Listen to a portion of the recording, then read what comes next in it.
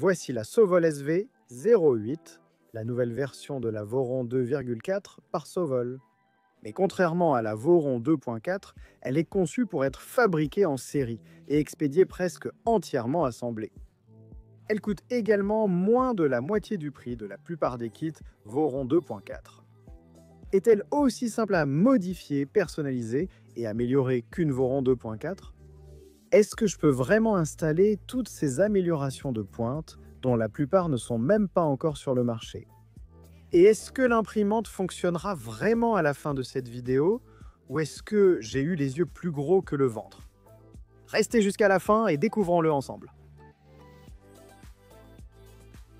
Alors, un petit peu de contexte rapide sur la Sovol SV08 avant qu'on se lance, pour ceux d'entre vous qui n'ont pas suivi.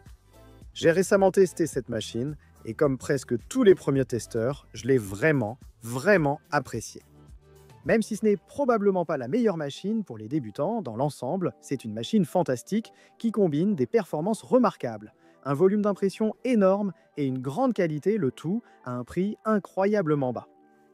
Cela dit, elle est loin d'être parfaite. Et dans mon test, j'ai souligné plusieurs points qui m'ont déçu ou même vraiment agacé. Heureusement, Sovol a depuis rendu cette machine entièrement open source. Et je ne parle pas seulement du logiciel. Je veux dire qu'ils ont littéralement mis en ligne tous les fichiers Standard for the Exchange of Product Model Data Complex, les PDF et les logiciels pour l'ensemble du design. Ce qui veut dire que si quelque chose ne nous plaît pas, on peut, vous savez, le modifier. Ne vous méprenez pas, cette machine fonctionne vraiment bien dès la sortie de la boîte, mais elle pourrait être meilleure.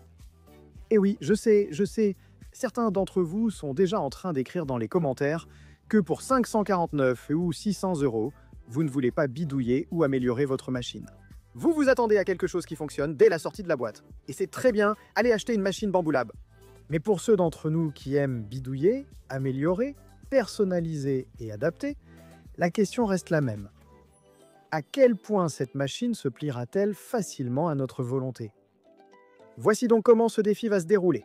Tout au long de la vidéo, je vais passer en revue la liste des choses que je n'ai pas aimées sur cette machine, en commençant par les améliorations faciles ou pour débutants, jusqu'aux améliorations beaucoup plus avancées, et nous allons voir si, comment et si cela vaut vraiment la peine d'effectuer chaque amélioration.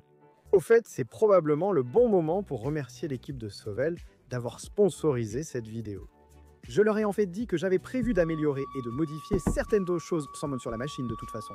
Et non seulement ils m'ont encouragé, mais ils m'ont aussi envoyé les fichiers Standard for the Exchange of Product Model Data avant la publication officielle pour que je puisse commencer à travailler dessus. Ils sont si enthousiastes à l'idée que vous personnalisiez ces machines qu'ils vont proposer de sponsoriser la vidéo pour que je puisse mettre mes autres projets en pause et me concentrer sur son amélioration. N'oubliez pas de consulter le lien dans la description pour acheter la SV08 ou toute autre imprimante Sobel, comme la SVO7, la SVO Zepto Plus, la SV06 avec écran Clipper ou leur filament de qualité à prix abordable.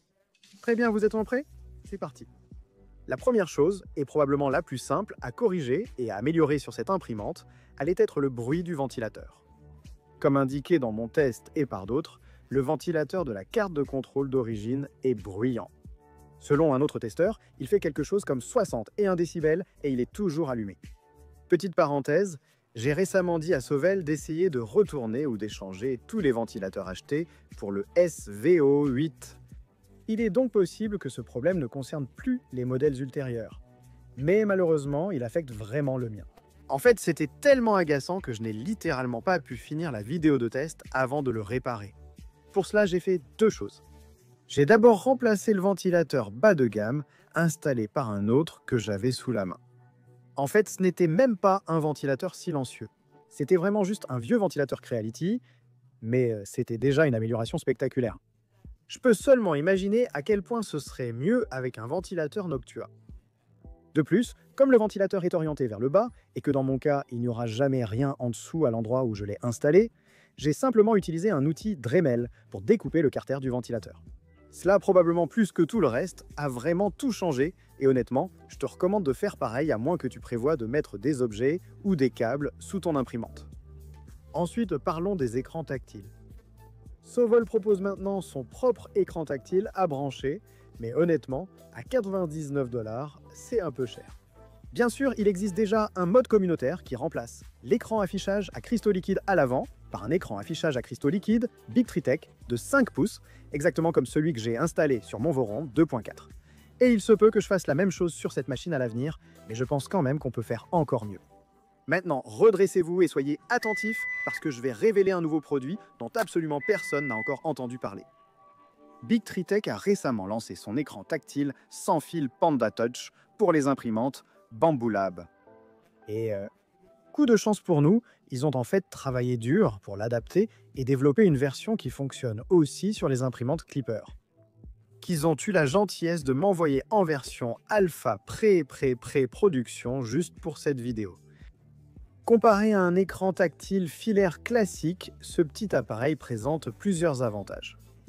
Tout d'abord, le plus évident, c'est qu'il est entièrement sans fil et il me permet de me déplacer avec dans le studio. C'est vraiment génial parce que, vu la taille imposante et le bruit que fait le SVO8, il ne va clairement pas rester posé à côté de vous sur un bureau. Donc c'est vraiment agréable de pouvoir emmener tout l'écran avec soi dans une autre pièce de la maison ou du bureau. Mais même lorsqu'il est monté et en train de charger près de l'imprimante, vous pouvez placer l'écran à un endroit beaucoup plus confortable, à hauteur des yeux par exemple, au lieu de simplement le laisser en bas de l'imprimante. Un autre avantage de cette configuration est de contrôler plusieurs imprimantes depuis un seul écran. Gagné, je dois connecter l'écran à mon Wi-Fi puis à l'imprimante, et il semble que cela fonctionne. Je peux ramener l'imprimante à l'origine, la préchauffer et charger des fichiers ici, en G-code, et les envoyer à l'imprimante. Maintenant, je dois préciser que c'est un firmware très préliminaire. Donc, il est bogué, moche, et vraiment destiné uniquement aux premiers testeurs comme moi. Cela dit, je pense que vous serez d'accord pour dire que cet écran a un potentiel énorme. Si BTT peut ajouter une interface plus jolie comme celle qu'ils ont pour la version Panda Touch Bamboo, cet appareil aura un avantage majeur par rapport à un simple écran filaire. Le produit n'est pas encore en vente, mais BTT organise souvent des lancements pour ce type d'événement. La dernière fois, ils ont vendu les 500 premiers exemplaires à un prix très réduit. Donc si vous voulez vous inscrire pour être parmi les premiers à être informés lors du lancement, consultez le lien dans la description, ce qui aidera aussi à soutenir la chaîne et pourrait bien convaincre BTT de continuer à m'envoyer des produits en avant-première que je pourrais vous dévoiler. Ensuite, parlons des plateaux d'impression. Le plateau d'impression fourni par Sovel avec la SVO8 est correct, mais comporte deux défauts. Premièrement, je trouve personnellement que les feuilles texturées noires n'ont pas une aussi bonne adhérence que celles en PEI doré, et deuxièmement, elle n'est texturée que d'un seul côté, ce qui signifie que vous n'avez en réalité qu'un seul plateau d'impression texturée. J'adore les plateaux d'impression texturés, mais parfois on a besoin de tolérance serrée et on veut avoir le choix. Ah, et avant que Sovol ne corrige le problème de dérive sur l'axe Z, j'ai détruit mon plateau d'impression texturé lors des tests. Oups, heureusement, Wamba m'a eu la gentillesse de m'en envoyer un autre. Leur plateau d'impression flexible XTR 355 X355 remplace directement l'original. C'est le même modèle que pour le Voron 2.4 et le Trident en 350 mm. Un rapide ajustement du décalage Z et nous étions prêts à imprimer des pièces avec une magnifique surface inférieure brillante, comme du verre. Simple comme bonjour. Encore une fois, le lien est dans la description pour en acheter un et ainsi soutenir la chaîne. Ensuite, il était temps de s'occuper d'un autre petit problème un peu agaçant. Cette machine est en fait un peu trop haute pour s'intégrer correctement dans mes étagères industrielles, ce qui signifie que je ne peux pas vraiment la sortir facilement quand je veux travailler dessus ou l'améliorer. Au début, j'avais essayé d'enlever simplement les pieds et de la poser sur le cadre pour me rendre compte que les poulies d'en bas dépassaient donc l'imprimante a littéralement essayé de s'enfuir. Heureusement, il existe déjà des modèles améliorés et à profil bas d'amortisseurs de vibration disponibles sur Printables, comme celui-ci à l'écran ou celui-là. Un concepteur a noté des améliorations notables sur son graphique de compensation d'entrée après installation. Plutôt cool. J'ai donc comparé les modèles d'origine à deux options différentes, puis j'ai décidé de créer mon propre modèle hybride en découpant l'un des modèles améliorés par le bas à 16 mm et en l'imprimant en TPU avec un remplissage à 100%. Je les ai ensuite donnés à Sergueï pour qu'il les installe, mais il m'a dit qu'il ne passe pas au niveau des poulies. Cette vidéo est vraiment en retard, donc au lieu d'en imprimer de nouveau, il a simplement coupé un côté de chaque pied à plat, et nous réimprimerons un autre modèle plus tard. Passons à la suite. Une fois cela réglé, le plus gros problème auquel j'ai été confronté lors de mon test était la dérive sur l'axe Z, qui était causée par le fait que l'imprimante n'utilisait pas correctement le capteur de hauteur du plateau à l'arrière pour déterminer le décalage Z. Avant d'apporter des modifications matérielles, je voulais simplement vérifier avec vous où en est Sovol pour résoudre ce problème dès la sortie de la boîte. J'ai installé la dernière version du firmware et les profils mis à jour, facilités par l'adaptateur eMMC fourni avec les unités de pré-production comme la mienne. On dirait qu'ils savaient que ces machines n'étaient pas complètement finalisées pour les premiers testeurs. Dans tous les cas, après avoir flashé cela, j'ai lancé la calibration automatique du décalage Z dans le menu et cela a plutôt bien fonctionné. Comme d'autres l'ont noté, cela a tendance à donner un peu trop d'écrasement sur le plateau, mais c'était un réglage très rapide et facile directement sur la molette. Depuis, j'ai pu obtenir d'excellentes impressions et la dérive du Z semble s'être améliorée. Je partage l'avis d'Aurora Tech Channel et de Nero, créateur de Kuna. Il faudrait vérifier la sonde Z avant chaque impression. Et quand je leur ai parlé, Sovol m'a fait savoir qu'ils allaient mettre à jour les macros officiels, mais honnêtement, je ne vais pas m'en préoccuper parce que, comme vous le verrez dans quelques minutes, j'espère remplacer complètement la sonde du plateau. D'ailleurs, à ce propos, je tiens à souligner qu'il existe déjà de nombreux modes qui remplacent complètement la sonde problématique du SV08, y compris des modèles pour une sonde clicky, une micro-sonde ou une sonde inductive M12 plus précise.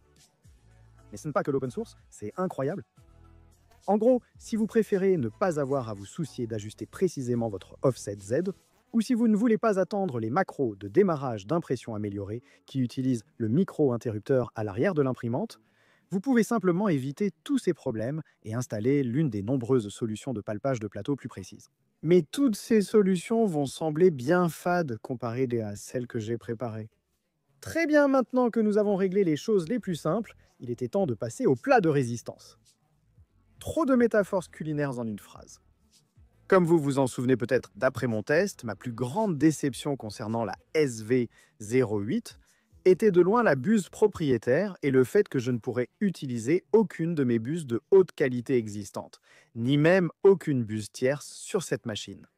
C'est pourquoi, avant le lancement de l'imprimante, je concevais déjà un dissipateur thermique amélioré utilisant le système 3D Revo.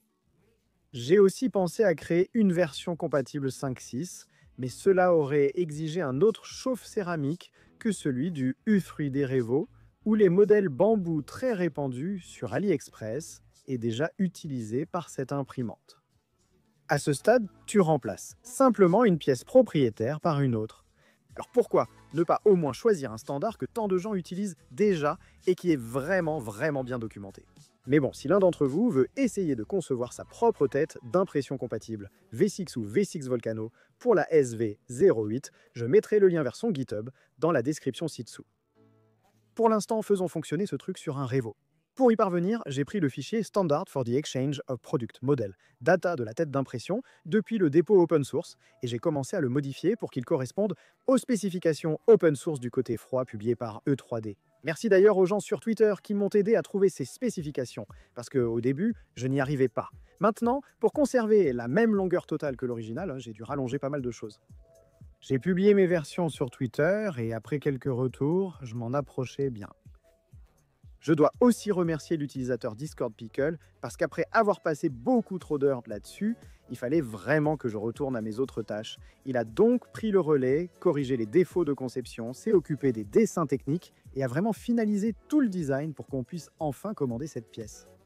À partir de là, j'ai téléchargé mes designs sur PCBWay, choisi mon matériau et ma finition préférée, et j'ai reçu mon devis, qui n'était que de 43 $ pour une seule unité.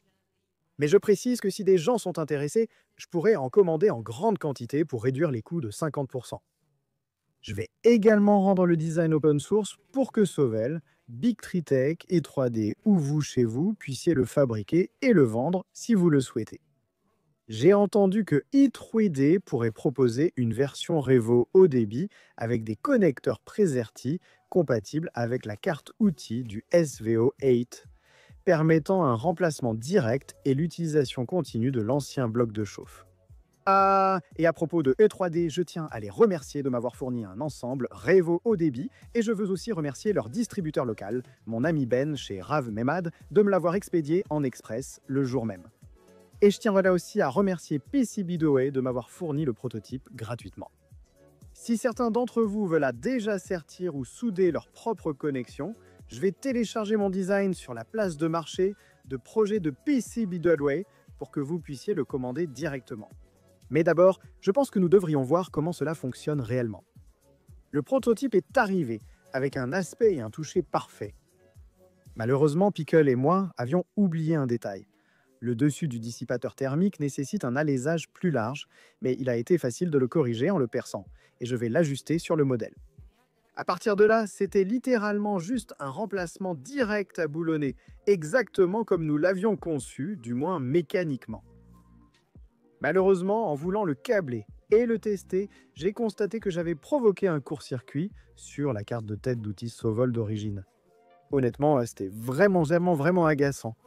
Je ne sais pas comment j'ai fait ça, mais ce n'était pas la fin du monde parce que, en fait, je voulais essayer de mettre à niveau la sonde vers quelque chose d'un peu plus avancé. Ce serait bien plus simple si je mettais à niveau la tête de l'outil pour prendre en charge ce capteur. Attends, avant de partir, car tu trouves ça sans rapport avec toi.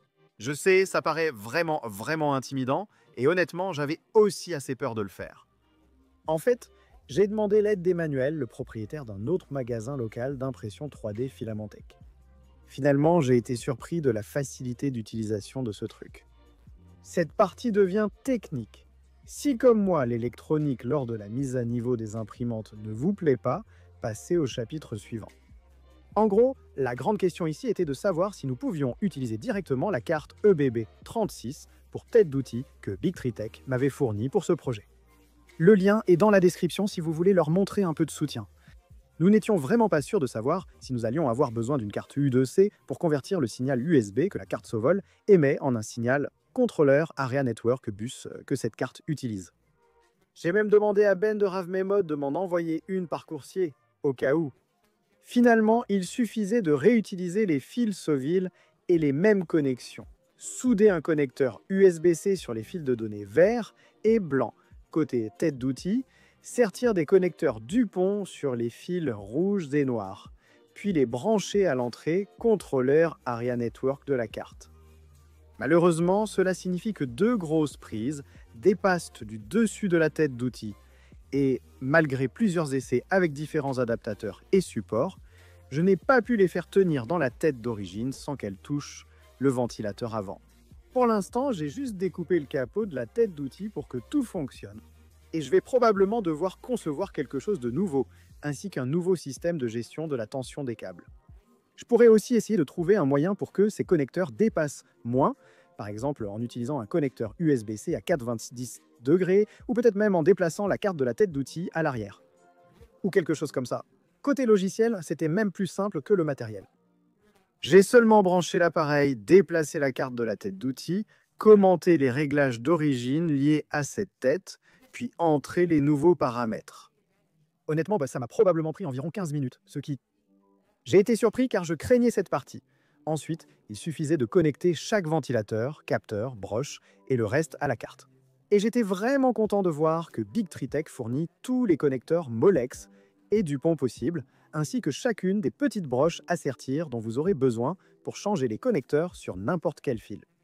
Le problème, c'est que cette imprimante a deux ventilateurs pour la tête d'outil, mais la carte n'a pas de port supplémentaire pour un ventilateur. J'ai raccordé le ventilateur supplémentaire au même connecteur, ça fonctionne, mais je ne peux plus retirer complètement le capot de la tête d'outil. Retour au test de l'électronique et de la nouvelle tête chauffante, désormais câblée. J'étais vraiment choqué de voir tous les ventilateurs fonctionner et la thermistance afficher la bonne température. Et qu'elle chauffait même correctement. Petite remarque, bravo à Sovol d'envoyer réellement 60 à 70 watts vers la carte de la tête d'outil, ce qui signifie que vous pouvez passer au bloc chauffant de 60 watts sans mettre les fils sous tension. Lors de mes tests, le filament s'est extrudé correctement. Malgré son apparence et la difficulté à l'insérer dans le long chemin du nouveau dissipateur thermique, tout fonctionne parfaitement. Franchement, je n'arrive vraiment pas à croire que j'ai réussi, les gars. Mais on n'a pas tout à fait terminé, et vous savez bien que ce ne serait pas une vidéo de TNL si quelque chose ne tournait pas horriblement et comiquement mal. Alors je savais que cette nouvelle carte installée, il était temps de profiter d'une fonctionnalité et d'une capacité qui auraient été bien plus difficiles, voire impossibles, à ajouter sur la carte d'origine même si je ne l'avais pas grillée. Et il s'agit d'une forme plus avancée de nivellement du plateau. Vous voyez, sonder le plateau c'est bien, mais si vous n'avez pas suivi, en fait, nous sommes déjà passés à autre chose avec les capteurs de plateau à bobine de Foucault. Ce type de capteur, comme la sonde innovante Beacon sortie l'année dernière, ne se contente pas de sonder le plateau en prenant quelques points de mesure dans une grille. En fait, il scanne l'ensemble du plateau et cela ne prend que quelques secondes à une vitesse bien plus élevée. Le résultat final est, d'après ce qu'on m'a dit, meilleur, plus rapide et plus fiable. Eh bien, Big Tree Tech a en fait travaillé sur ses propres versions de ces capteurs, y compris un qui se connecte directement au Raspberry Pi via USB, et celui-ci qui se connecte directement à la carte outil CAN bus que nous venons d'installer. Ils ont eu la gentillesse de m'envoyer plusieurs versions différentes de ce capteur afin que je puisse voir comment elles s'adaptaient à la taille massive du plateau du SVO8. J'aurais pu passer un câble USB séparé dans la gaine et utiliser la version plug and play, mais cela me semblait absurde puisque tout fonctionne déjà avec seulement 4 fils. Pour cette raison, j'allais essayer de le connecter soit à l'emplacement du BL Touch, soit à celui de la sonde inductive sur la carte d'origine, et je pense que j'aurais probablement pu le faire, mais ouais, j'ai grillé la carte en la manipulant. Donc, du coup, là, j'ai décidé de le connecter via I2C. Je ne sais pas vraiment ce qu'est I2C, mais je sais que la carte tout-LED de Big Tree Tech, là, ce qui fait de cette sonde une mise à niveau plug and play. Pour le montage, j'ai choisi de faire quelque chose de très simple. J'ai retiré la sonde inductive d'origine et j'ai enlevé une des vis qui maintiennent la carte tout-LED à son support. Puis j'ai mis une vis plus longue avec une rondelle et un écrou à l'arrière pour fixer la bobine EDI. Ensuite, pour éviter qu'elle ne bouge, j'ai appliqué généreusement de la colle caoutchouc. Je sais que j'aurais pu retirer le circuit imprimé et concevoir un boîtier personnalisé fixé au trou de la sonde inductive, ce qui aurait sûrement eu un bien meilleur aspect. Au moment où j'enregistre, cela fait environ 3 semaines sans vidéo publiée, alors que j'ai des employés et un loyer à payer. Donc on avance. Ensuite, il y a eu le défi de configurer réellement le capteur à courant de Foucault. Je ne pensais pas que ce serait un problème, étant donné que Clipper a récemment intégré la prise en charge des bobines à courant de Foucault dans la branche principale. Mais après avoir configuré les macros, j'ai découvert en fait que la dernière version de Clipper fournie par Sovel ne la prend pas encore en charge. C'est un peu décevant pour moi parce que je n'aime pas quand les fabricants doivent modifier la version principale de Clipper, ce qui te rend dépendant de leur propre version et d'eux pour intégrer les dernières mises à jour. Heureusement, Sovel met toujours régulièrement à jour le firmware et comme il est entièrement open source, la communauté pourra le maintenir à jour même s'il l'abandonne. Cela dit, ce mode apparemment simple, ironiquement, après tous ceux plus difficiles qu'on a réalisés, c'est celui-ci qui va faire déborder le vase. Et c'est celui-ci qui va m'empêcher de faire fonctionner l'imprimante à temps pour cette vidéo. À l'image d'Icar, je me suis trop approché du soleil. Même après avoir tout correctement connecté mécaniquement et électroniquement, j'ai découvert après coup que la version la plus récente du firmware de Sovel ne l'a pas intégré.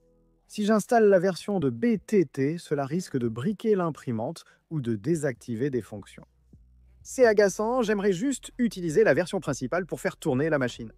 Sovel m'a dit qu'il allait ajouter la prise en charge du courant de Foucault, mais qu'il préfère prioriser les besoins des utilisateurs finaux, comme corriger la dérive du Z ou améliorer les macros, afin que les ingénieurs se concentrent là-dessus.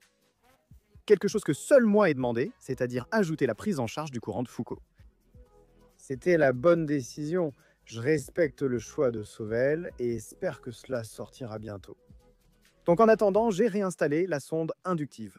J'ai bricolé en prenant du 24 volts sur le connecteur du bus controller Area Network, mais ça me pose encore des problèmes. Elle ne lit pas correctement. Je suis presque sûr que je pourrais passer en revue toutes les configurations, désactiver le maillage du plateau, retirer complètement la sonde et simplement utiliser l'interrupteur à l'arrière pour faire le home du Z. Mais écoutez les gars, je vais être brutalement honnête avec vous. Comme je l'ai déjà mentionné, Au moment où j'enregistre ceci, je n'ai pas publié de vidéo depuis plus de 3 semaines et je suis extrêmement stressé par l'impact négatif sur la chaîne. Sans parler de l'impact financier de ne pas publier pendant si longtemps, donc j'ai bien peur que cette vidéo se termine un peu en suspense, parce que je ne peux tout simplement pas me permettre d'attendre une semaine de plus pour recevoir le capteur à courant de Foucault et lancer l'imprimante. Mais j'espère qu'entre le moment où je filme ceci et celui où on termine le montage dans une semaine environ, j'aurai fait plus de progrès, et si c'est le cas, alors j'espère que vous verrez des images de l'imprimante qui fonctionne parfaitement avec toutes ces améliorations sur votre écran, là, tout de suite. D'une manière ou d'une autre, je m'assurerai de vous tenir au courant avec des YouTube Shorts et des publications dans la communauté quand j'aurai enfin réussi à faire fonctionner cette machine. Donc, ce n'est pas la fin de vidéo la plus satisfaisante, je le sais, mais je veux quand même aborder ma conclusion concernant la possibilité de mise à niveau du S508, ainsi que les prochaines étapes pour ma propre machine. En ce qui concerne la possibilité de mettre cette machine à niveau, je dois dire qu'elle l'est définitivement. Non seulement la disponibilité des fichiers standard for the Exchange of Product Model Data rend la conception de supports personnalisés, de dissipateurs thermiques, etc. extrêmement facile, comme on le voit sur Printable. Mais l'électronique est aussi extrêmement bien documentée sur GitHub. Cependant, comme elle fonctionne avec sa propre version personnalisée de Clipper, elle perd des points car elle n'est pas aussi facile à mettre à jour, du moins pas pour les nouveautés qui viennent tout juste d'être intégrées à Clipper. Cela dit, Sovel va continuer à la maintenir à jour et à intégrer les dernières nouveautés. Et comme je l'ai mentionné précédemment, le fait que ce soit open source signifie que si vous êtes impatient ou que vous êtes à l'aise avec l'édition de logiciels, vous pouvez le modifier, le mettre à niveau, le corriger et le mettre à jour vous-même. Si vous êtes plus calé en développement logiciel que moi. En ce qui concerne ma machine personnelle, il y a quelques éléments que je dois réparer puis mettre à niveau ensuite. Avant de conclure, je veux les énumérer rapidement. La première et la plus évidente, c'est de faire fonctionner le capteur à courant de Foucault pour que je puisse me débarrasser complètement de la sonde inductive et à nouveau imprimer réellement. Ensuite, moi, j'aimerais faire un meilleur travail en soudant un connecteur USB-C à profil plus bas, après quoi j'espère concevoir un capot de tête d'outil surélevé sur mesure qui cachera tout le câblage. Tant que j'y suis, je dois aussi rallonger ou modifier la protection contre la traction, parce que je sais que c'est vraiment dangereux d'avoir ces câbles qui bougent comme ça. Je peux le faire devant ou hors caméra selon le succès de cette vidéo, alors appuyez sur j'aime et commentez ci-dessous si vous êtes arrivé ici pour que d'autres la voient pendant les voix. Après avoir effectué ces réparations cruciales, je pense à enfermer cette imprimante même si j'ai déjà un Voron 2.4 avec enceinte. Donc, j'hésite en fait à créer mon propre caisson en utilisant les trous de fixation déjà présents sur l'imprimante et de l'acrylique que j'ai sous la main, ou bien à utiliser le caisson prêt à l'emploi de Sovel. Et je dois dire que le caisson de Sovel me paraît un peu cher pour ce que c'est, mais je suppose qu'une grande partie de ce prix vient simplement du fait d'expédier d'énormes panneaux à travers le monde, qui sont, vous savez, volumineux. L'un des avantages à fabriquer mon propre caisson serait que je pourrais le personnaliser. Par exemple, rendre les panneaux magnétiques, comme ceux que j'ai fait sur mon Voron 2.4, ou ajouter mon propre système de filtre d'extraction. Un mot communautaire permet déjà d'adapter le filtre d'extraction Voron au design Top Hat, aussi disponible pour le SVO8. Mais bon, je sais que je fais des allers-retours. Si l'on considère le prix d'un kit d'enceinte de chez Prusa, même pour une machine beaucoup plus petite, je suppose que 150 $, ce n'est pas si mal pour enfermer celle-ci. Bref, voilà mes aventures de ces dents dans la mise à niveau de cette nouvelle imprimante open source.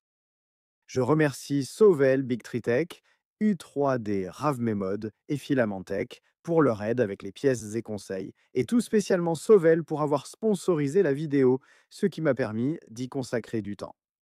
Encore une fois, le lien est dans la description pour acheter votre propre SVO. Je veux aussi prendre un instant pour remercier nos membres YouTube et nos soutiens sur Patreon, en particulier nos membres Nylon, Epic, Cheap Cox, Two Crazy Ketos, Amir Khan, Chris Miller et Aaron Pate. Dites-moi si je prononce bien le dernier nom. C'est tout pour cette semaine. À la prochaine couche.